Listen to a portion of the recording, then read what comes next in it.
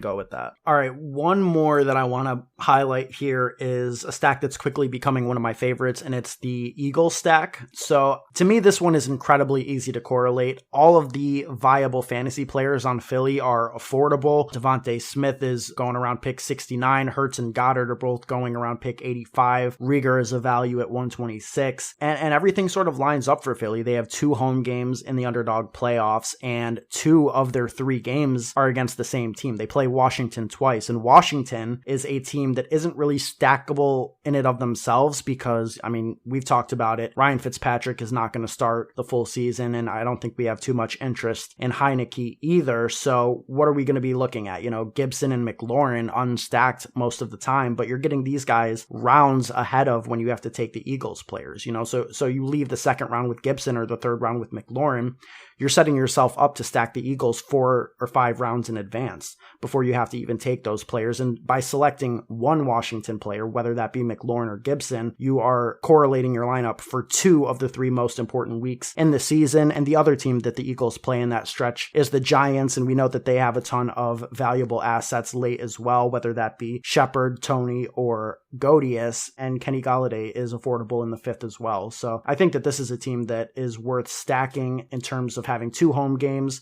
and easy bringbacks with teams that people are drafting pieces of but not stacking. Yeah, so I do like the Eagles players, and I do like the Washington players individually, and the correlation obviously makes sense, but we know that division matchups the second time around are harder, so I don't really like them playing twice in a 3-week span, especially in the playoffs. If we're looking at week 15, the Washington and Eagles game has a total of 46, which is the second lowest total on the board, so not a high projected game there. And then if we're looking at week 17, they have that total at 44.5, which is the third lowest total for the week 17 slate. These games could be slower. They could be low scoring defensive battles, obviously with Washington and Philadelphia also don't have high implied team total averages for the playoff weeks. So just with upside, I think it is kind of capped with them playing twice in the playoffs, but individually, I still do love Jalen Hurts. I like Miles Sanders. I like the Washington skill position players, Gibson, McLaurin, but I don't know if I would just go full on,